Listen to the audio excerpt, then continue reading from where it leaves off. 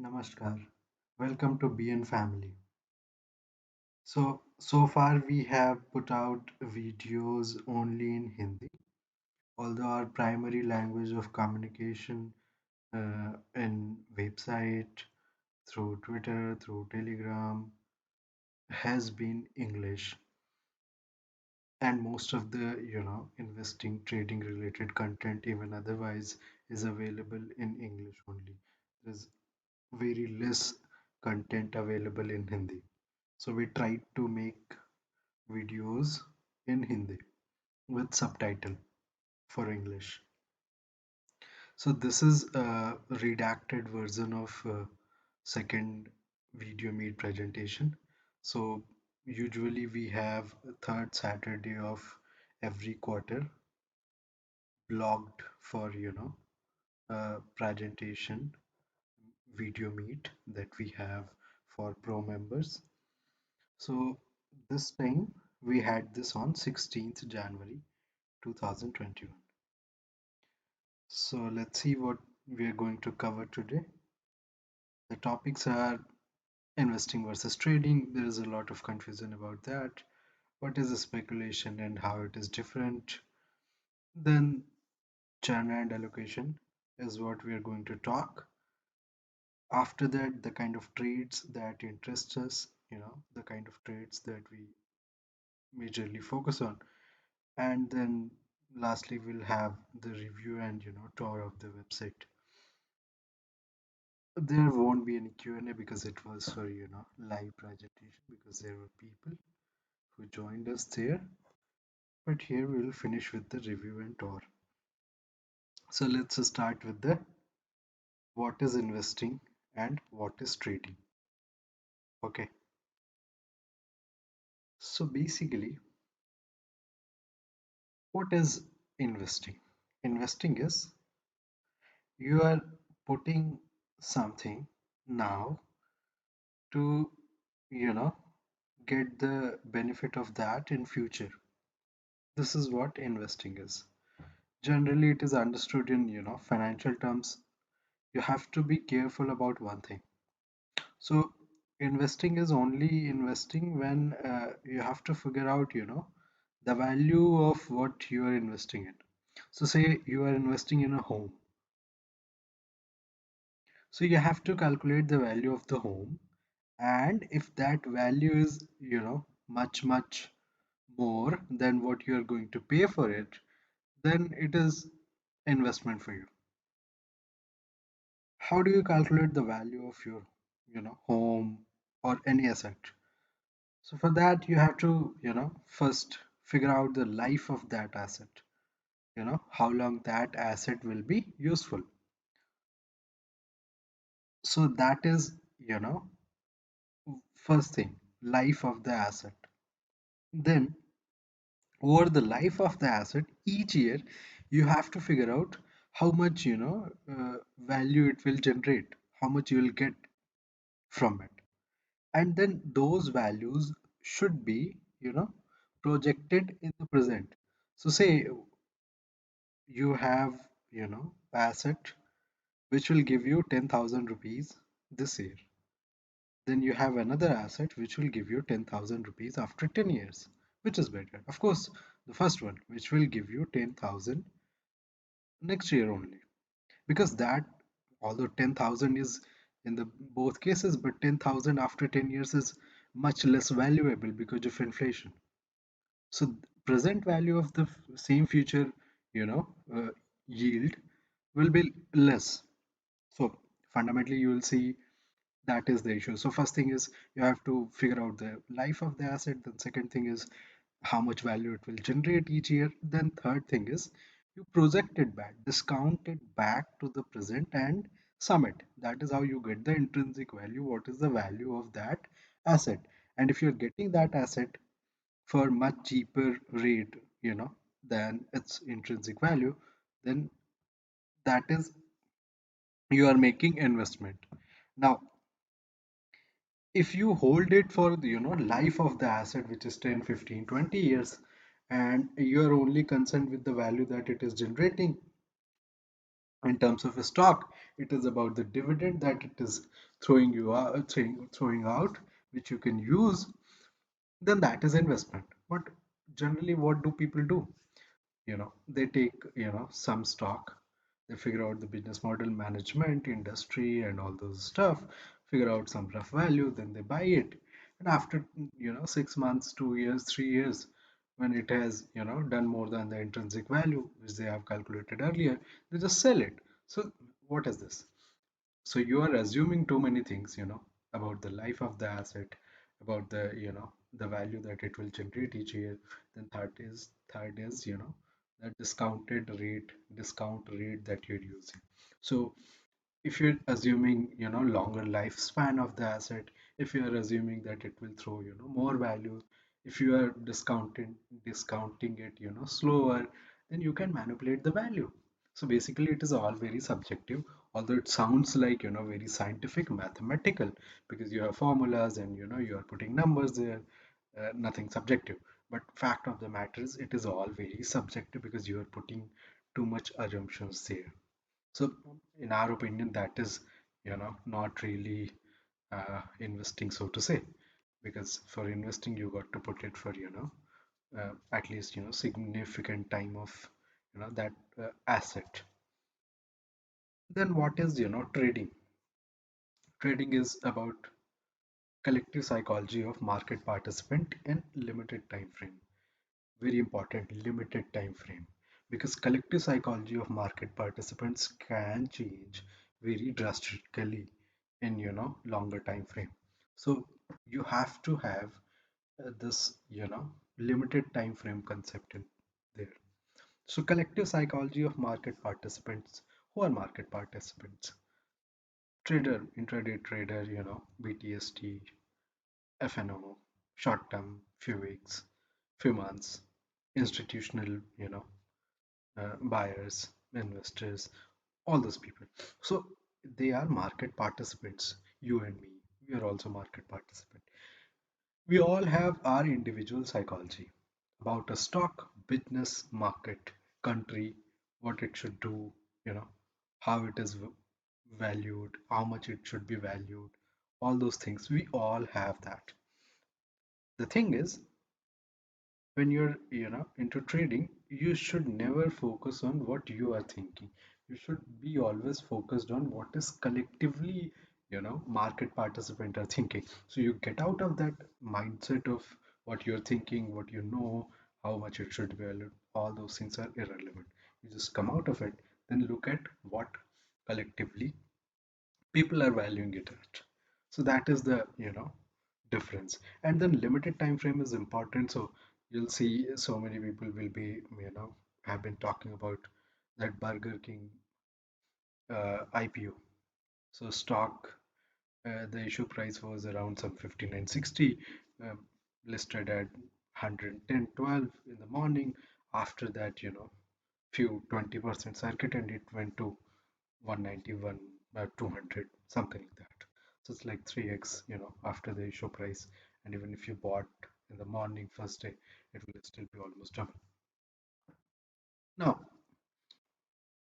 of course, the business value can't be changing whatever it is that fast. So it is all about the collective psychology of market participants. Now, some geniuses will argue what will happen after 6 months, 3 years, hold it till then, and then you will know it has no value. Well, the answer is, why should we hold it for 3 years or 6 months when we are getting the return worth more than 3 years now in 2 3 days? Why should are we stupid enough to hold it for that long? No, you're getting more than what you expected, then you just sell it. That is what trading is all about. We never claimed that we will hold something for 10 years, 15 years, 30 years. Then what is the issue? You get, more than what you expected. You just at least take out your money. Whatever happens, happens. So that is the idea. That is price action.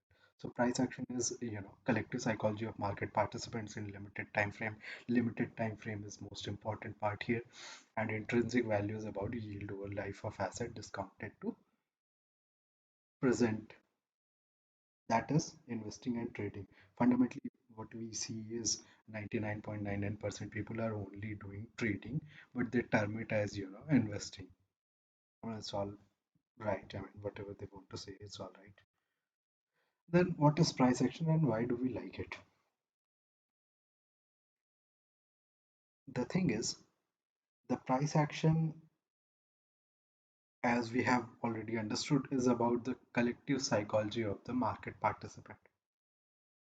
Okay, so you ought to focus on how the market is thinking about something. So, see, whenever something new comes up, let's say take example of renewable energy.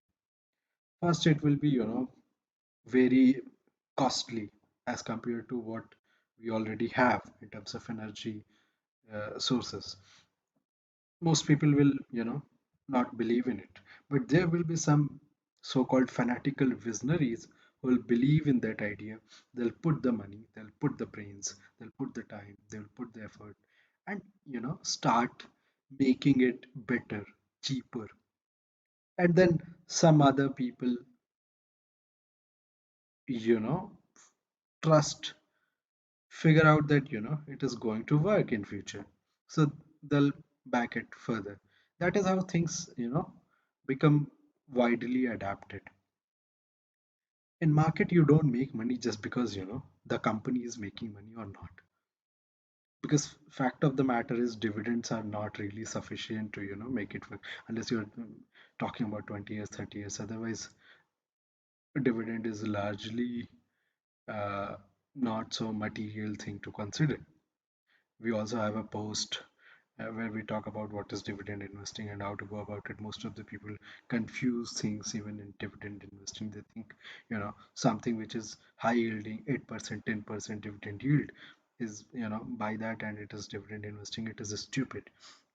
Do not think like that. Think what will be the dividend in future. Something which is paying 8%, 10% dividend now is paying because, the business is dying, then they will not be able to sustain in future. They won't be able to give you dividend. So you should be always focused on a growing profitable business which will throw a lot of cash, and that is how dividend keeps increasing. And as per your cost, so you buy something at 100, this year they gave 1 rupees at dividend, then it will yield in is only 1%. Now in future what will happen is the profitability will increase, the cost will remain same because you have bought it earlier. The share price will also increase, and since profitability has increased, cash flow has increased, management will return more, profit as a dividend, and yield will increase for you.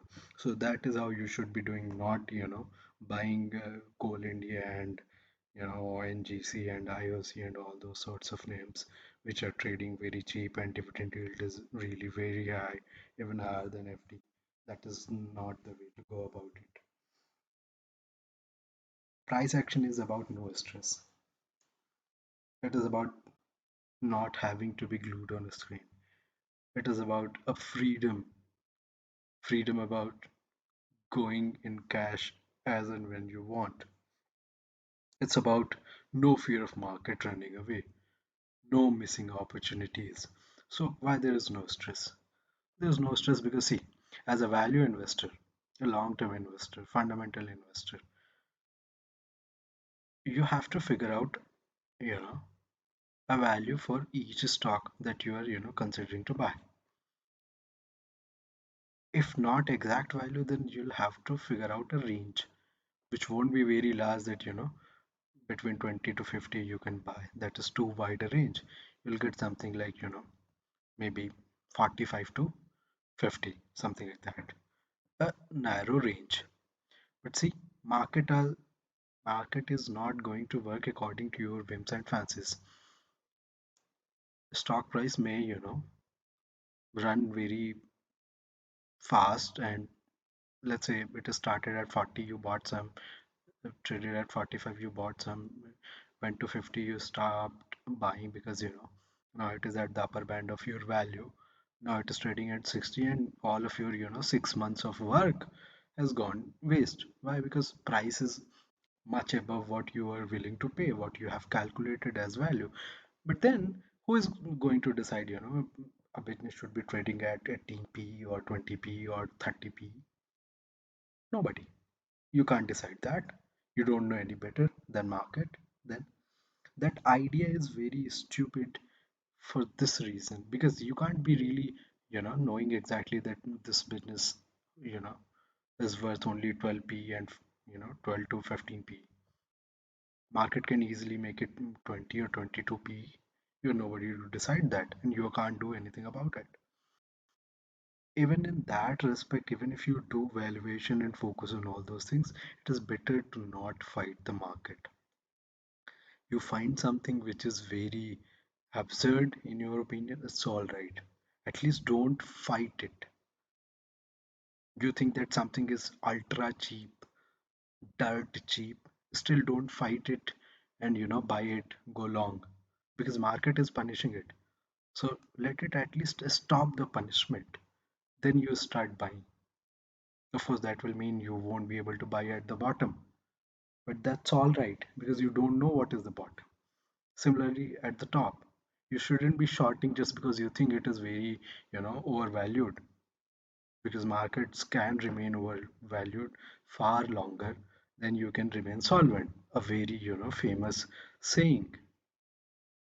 So do not fight the trend, even if you focus on valuations. But generally, valuations are not the way to look at it. Take example of Dixon Technology. The stock was trading, around 2000 before this Corona and all those things came. Then 3000. Then just before Corona crash came, it was trading at 4500 or something like that. Corona came and stock, fell, went to 3000, and now it is, trading at some 15,000, 16,000, something like that. The PE has gone berserk. It should be something like 100p. Now, I mean, it's all right that if you think it is overvalued, but you shouldn't be fighting the trend and shorting it. It's all right, you know. You don't believe that you can buy it. It's okay. So we don't have stress because we don't value. We don't put 6 months, 1 year in one stock, and then we have problem at hand because price has run away. So in that sense, price action follower will not have the problem of stress. Then second thing is, we don't have to be glued to a screen. That is, for normal, uh, technical trader who do day trading or BTST or something like that, 2 3 days, that kind of thing. Because in that you have to be glued to a screen. You can't be really, letting it run on its own, or you can't be really free because you never know, something may happen because you're fighting for 5%. Your stop loss was 1 2%, and if something goes wrong and you don't focus there, then whatever you were about to earn, you may lose more than that. So you have to be glued to a screen. That is very stressful, by the way. And then another thing is, you can go to cash anytime you feel like. Why? Because if you are following price action, you'll get so many ideas, and maybe in 1 month or 45 days you'll again go and deploy all your cash. So that is not an issue because you're not really rigid about valuations, prices, and all those things. So you always have that freedom to go in cash, no stress because you don't have a range to buy just. And then you don't have to be glued to screen because you're not day trading and drawing random lines on the chart. No fear of market running away because you see, you're not bounded by any limitation. You're not you know focused on only select 30 stocks, that if they run away, what will you do? That fear is not there because simply you are not focused on only those stocks. There are so many stocks. You can buy something which seems reasonable and you like the theme, you like the business, you like the model, you like the management, and price is making all the right notes. That is why we like the price action. It is a very peaceful, way without compromising with your CAGR, portfolio CAGR, not individual stocks, because you'll be frequently changing the stocks anyway. So that is why we like the price action. Now, what is a speculation? So many people come and fight on Twitter. This is a speculative bet. This is a speculative asset. This is a speculative stock. This is a speculation, what you're doing is a speculation, and all those, words are thrown around. As I earlier explained, what is investing? If you're not willing to enjoy the dividend and not invested for considerable life of the asset, then you are not really investing. You're just speculating on the price to get the capital appreciation. Then how are you different? Even if you say that you are value investor or whatever investor, fact of the matter is you are also speculating on the price. So you are also a speculator. That is why we don't believe in any label. We don't call ourselves, momentum investor, growth investor, value investor, or trader. We don't like all these terms. We don't have any, connection with these terms, because once you accept a label, you'll be limited by the definition of that label. And every time somebody says against that label, you will be, trying to defend it and limit yourself. That is not the idea, because if you are truly looking for reality, right things, truth, then you shouldn't be bounded by any label. You take what is happening right now as it is, rather than putting your label. That is not the idea uh, to operate in the market. You shouldn't have your own opinion and trading the opinion. No, you're not trading any prediction, any opinion. You're trading the market. If they make sense to you, you trade it. If they don't, you stay out. That is the simple funda. And some people like to call it a speculation. So be it. Your CAGR is reflecting whether you are doing, following some process, and there are risk management, aspect attached to it. You're focused on your psyche, mental makeup, or if you're just, going blind, looking for 10x in 1 year. So leave everything, focus on your process, what suits you, you know, figure that out, and forget about what people like to call it, whether speculation, trading, investing, whatever. How does that matter? Also, another thing to focus on is churn and allocation. So you may have seen so many people talk about allocation in terms of asset allocation, uh, stock allocation, diversification, and all those things. Allocation, most people understand it is about putting a weight to certain asset class or certain stocks. That is about allocation. So most people talk about it, most people understand it, and that is not really an issue.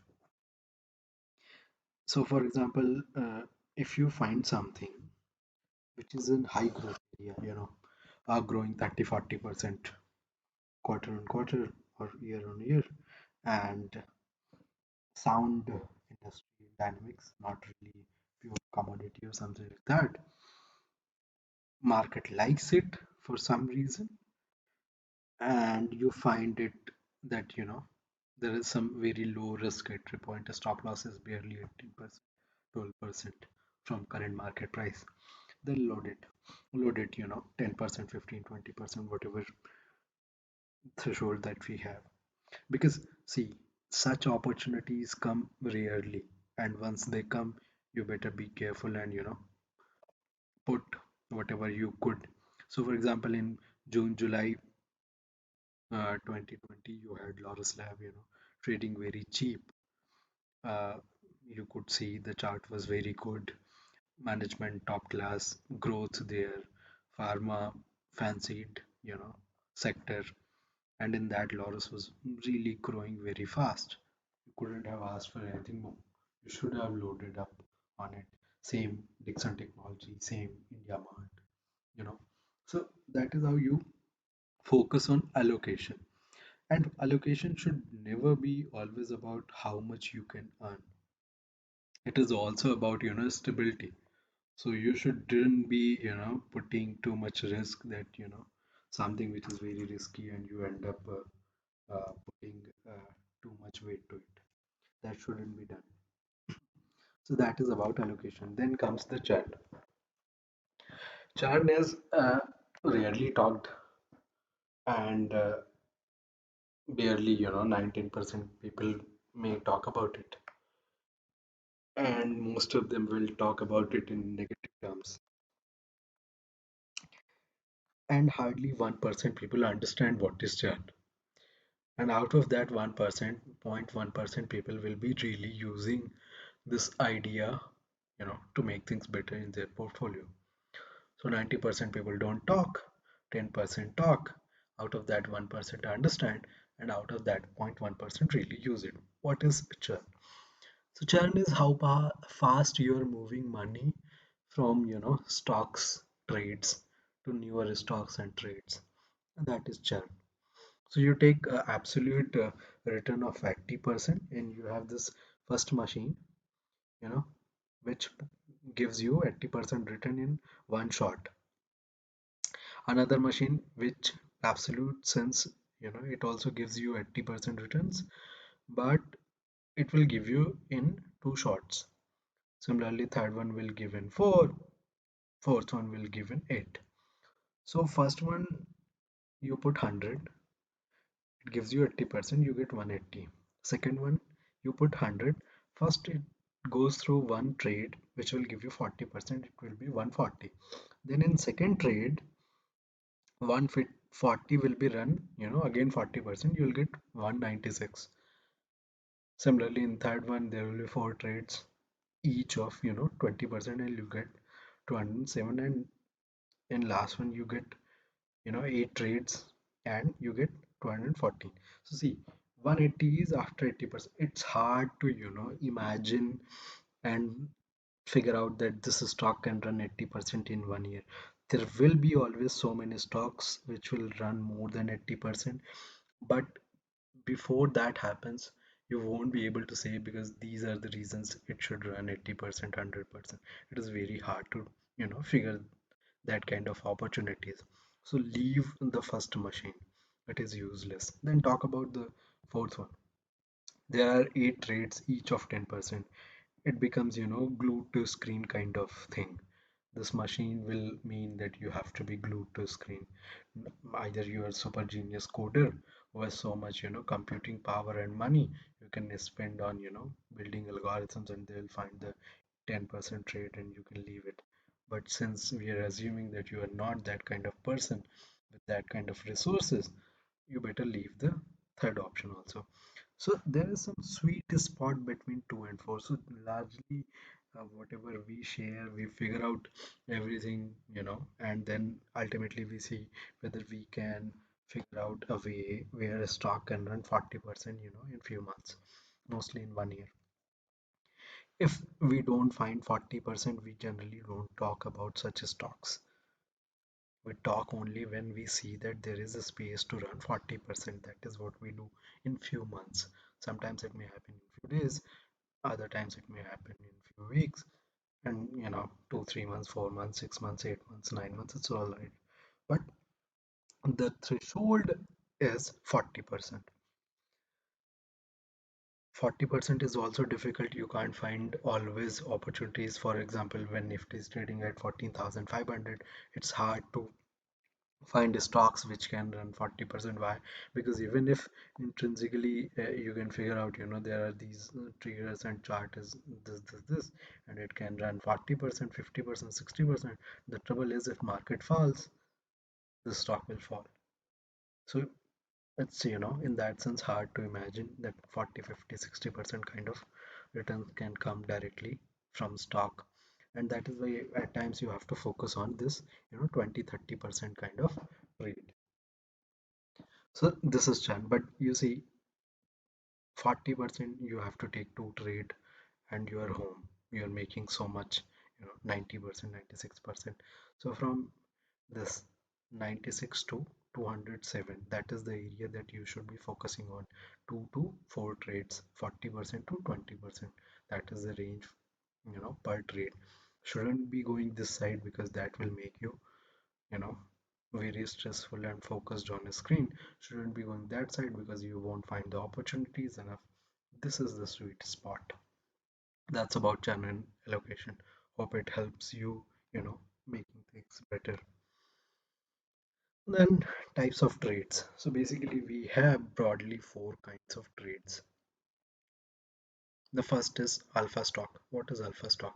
Alpha stock is uh, something which is outperforming their industry, stocks, sector stocks. For example, you take, let's say, IT, then you'll see, before 2 3 years, this back then it was called an IIT technology, now Coforge.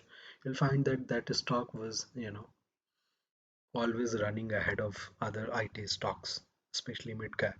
So you can call that alpha stock. Then you can find, similarly Ipca Lab, even though pharma, started running only late 2019, early 2020. After that, people really figured out that, pharma is going to run. Cycle has changed, but Ipca was performing even before that. Started around 2016, 17, late 17, something like that. You can see in the chart. So these are alpha stocks. Such a stock, deliver good returns, 4x, 5x kind of returns in 2 3 years, 4 year time frame. And these stocks shouldn't be, sold for 20% gain, 40% gain. You should buy, hold them as long as they don't do something very wrong, and if there is dip you buy it more. So you wait for dip, you don't go, passively SIP kind that every month you put money. No, don't do that. There will always be some alpha stock in your portfolio if you have designed it well, that will be, dipping. So you can put money there, and next month or but whenever you get more money, then you can check again what are the stocks which are, dipping.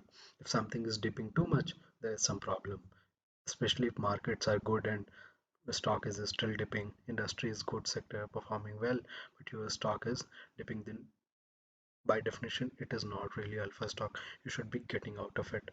So alpha stock are that kind of trade. So you can say that, presently in animal pharma you have Sequent Scientific.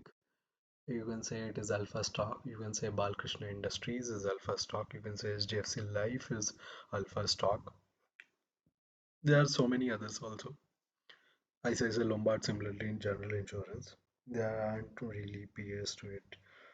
So that is also there. Then you can say in internet stocks you had India Mart is having Dream Run. It is also alpha stock. So such stocks, DMart earlier. Now you have to see, how business, performs for next quarter, next few quarters, and then you can take the one. Then there is this BN trade, normal trades that we think, 40, 60, 80% kind of return.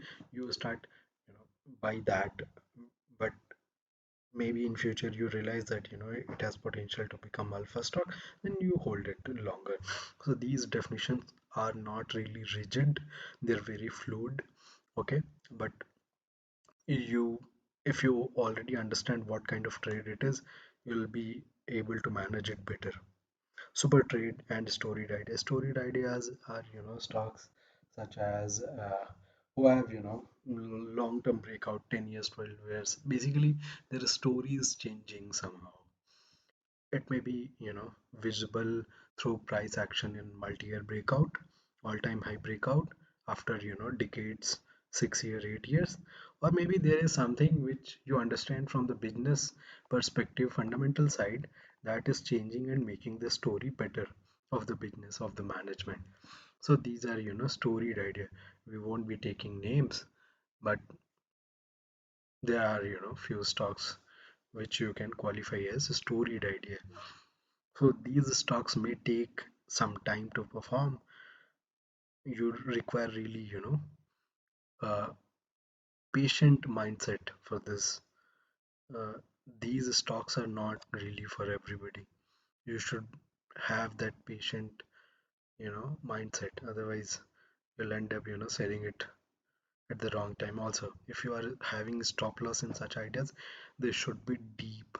You give the full space to, let the story play out. Then fourth kind is super trade. Super trade marked, this one. It's a special kind because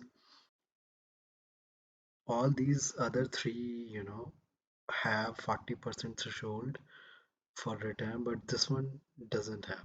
There will be many super trade which will perform very well, give you, 40, 50, 60% kind of return, but that is not you were looking for as a condition. So here the condition is, 20, 30%, something like that. And it should be run something like, 2 weeks to 6 weeks. I mean, at best, 2 months. So basically, 2 weeks to 2 months, that is the range super trade will be over. Sometimes that super trade may get converted to, BN trade or alpha stock. That is also there, because you may find some stock which you already have as alpha stock, but you find a pattern which is very suitable for super trade. Then why not load up, 5% more, and you know and then see, if it works well and you still feel happy about it, you let it be in portfolio. Okay, so that is the idea. Not everybody has, same temperament, time frame, and time, and efforts to put in managing the portfolio. We understand that each one of you are, fund manager fund manager who is managing his own money. So you all are, rock star fund manager. But if you're not able to beat, the best of best fund manager, actually, professionally working in the market, then what is the point of you having putting so much time and efforts managing your own money? So you should be able to do that, otherwise it is futile. Because we assume that you are very successful in your professional life, doing something very well, then you must have brains and, and discipline, attitude to make it work. But if you're not able to do the same thing, replicate in portfolio management, there's something wrong. You are better off, giving your money to those professional managers who you are not able to beat. So that is the idea. And then you have to figure out whether, alpha stocks only suits you. Be in trade, there is no hard and fast rule how much percentage you should be allocating to each trade. It's up to you, how you want to go about it. So that is about the types of trades that we are focused on. Majorly we are focused on alpha stock, be it trade, and storied idea. Only when the market is super heated and we aren't finding, a medium term opportunities, we go back and, put more focus on super trade. Otherwise, we normally take 40% as a threshold. Now, let's focus on what is a stop loss. Generally, what we understand by stop loss is a point where we are going to stop our, losses which are increasing. So that is, a price point. You buy something at 100, you have a stop loss of 10%. That means when price breaches that 90 range and it goes below 90, you sell it and you have stopped your loss. That is how stop loss comes into the picture. Why it is important about stop loss? So you buy something at here at 18, it runs, 26, then it falls further. Maybe now you may have moved your stop loss to, break even, and here you exit. Or maybe it was your original stop loss, so you exit here. But it was important that you followed your process and, honored your stop loss and you exit here. Because if you don't, then you risk the running the losses further. So the idea to be able to make money in the market is compounding the, winners and restricting the losses. Most people are more comfortable having a position open which is making them, losses. If they find some winners, they are uncomfortable because market may fall and their profits may, get reduced, so they book it. That is not how you should be thinking. You should be, restricting the losses. Cut them as early as possible. It may happen that some, future winners will also get cut while you are reducing the risk and losses. That is part of the plan. That is not the issue. But you should always focus on making winners big. You should figure out, the tight ranges. For example, you buy something at, 80 rupees. You figured out entry point. You bought some stocks at 80. It runs to, 90. Then you figure out another breakout or something that gives you more conviction. You buy more, you know because you're trying to make the winner bigger. That is how you can generate 2%, 3%, 4%, at portfolio level, even if a stock runs only 40, 60%. Because if you're having, a 10% position in something and that runs 40%, you are making 4% on portfolio. Even if portfolio does nothing, you are, much better. But if you are having only 1% exposure in one stock and that stock has run say 60%, it hardly matters because you are gained only 0.6%. So that situation is not really beneficial for you. You should be focused on making winners bigger and cutting the losers, you know, really fast. Are there any kind of stop losses? Yes. So first is that stop loss of price. Second is time based stop loss. So imagine that your average trade duration is, let's say, 6 months, and you have put a trade and 4 months have passed and the stock has done nothing wrong in terms of price. It hasn't breached your stop loss in terms of price, but certainly it has breached your time based stop loss, because more than half of the time has passed but the stock has done nothing, and you are not able to see any immediate trigger for it. So you are better off cutting it down and moving that money to something which is more likely to perform. So that is time based stop loss. Then third is uh, a fundamental business stop loss. You find something which is weird, you don't like it, fundamentally, or management has made some comments about the business, about future trajectory that you don't like, just get out. So that is third kind, but third kind is not really important. Most important are price based stop loss, because most people, if don't have a stop loss first, even if some people have a stop loss, they don't honor it, making stories about stock and weakness and management. But initially they did define the risk, but they're not honoring it. Then there is no point of having that. Or I mean, you're not honoring the risk management tool, the rule. Then what is the point of having that definition of risk? That is useless, and you'll get hurt badly if you do that. So you should be focused on price based stop loss. Then second is time based stop loss. Something is, you have taken a super trade, it is not working, and it has been 1.5 months. Just get out, put it somewhere else. That was about the stop loss. What is our philosophy? Our philosophy is about buy high, sell higher. That is what we believe. We aren't saying that buy low and sell high, because in low you have no idea, it may get lower. So something was trading at 200, it came back to 150. There is no reason to believe that it can go up, but you think it is cheap enough and you buy it. It may go back to 120. What will you do then? So that philosophy is fraught with risk. So you should be focused on buying high, selling higher. But there is difference in, fundamentally this philosophy and investing. Because in investing you are calculating a value, and the more cheaper you can get the stock as compared to relatively that intrinsic value. So for example, you calculate intrinsic value at 100, stock is trading at 80, and stocks, if that stock falls to 40, 60, 50, you'll be more than happy because you have calculated the value which is at 100. So you'll be much happier buying it much, you know at cheap prices. But that philosophy is not what suits us. So we are not focused on value, whatever could be the fair value, intrinsic value of that business. We don't really care about that. So what we care is, it shouldn't be making any wrong moves in terms of price action.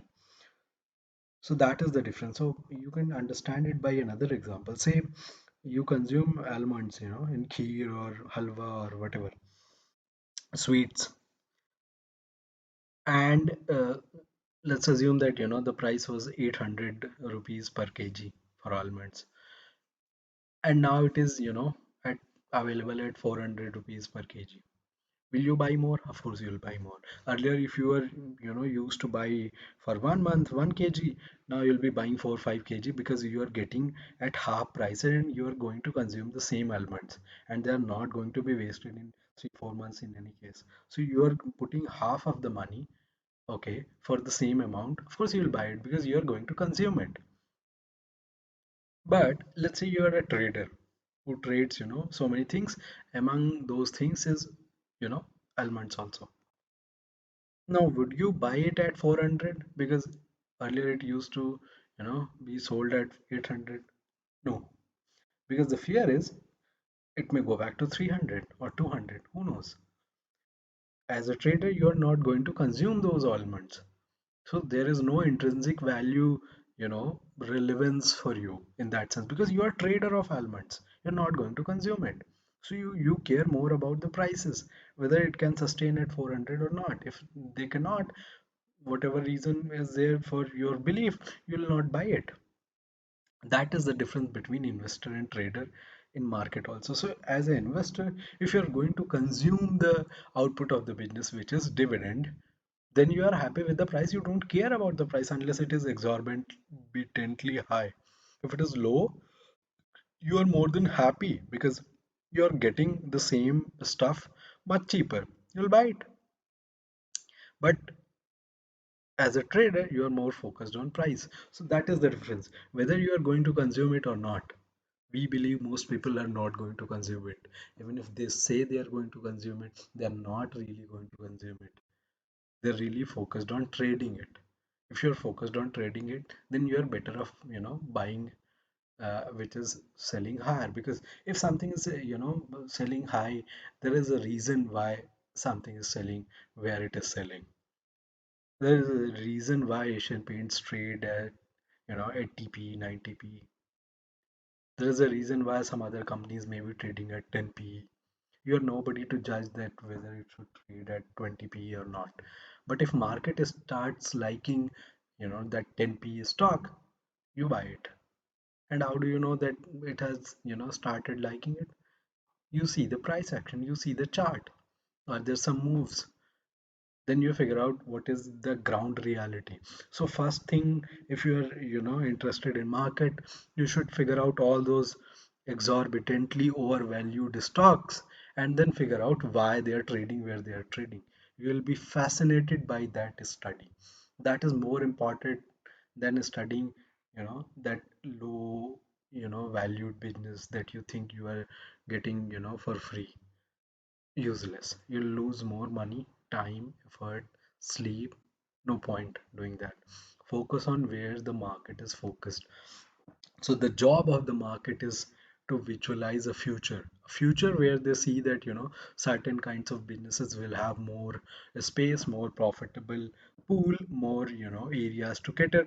Market is going to bid them up. You may think it is overvalued. It's all right. Market is going to bid those kind of businesses up. Now the trouble is it may be possible that in future that doesn't materialize.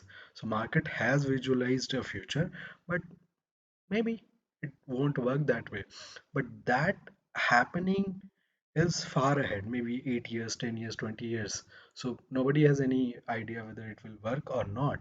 Then another thing is market going wrong is not that likely.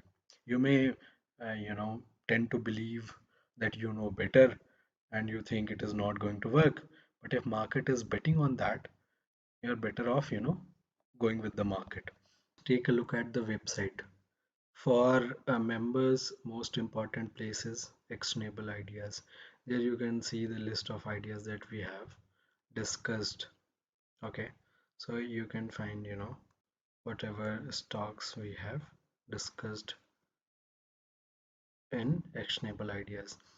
Then another thing is tracker, where you can see what are the recent additions or whatever. So for example, if you want to see why we have talked about Mindtree earlier in November, you can click here and it will take you to that post that will talk about idea in detail and why we like it.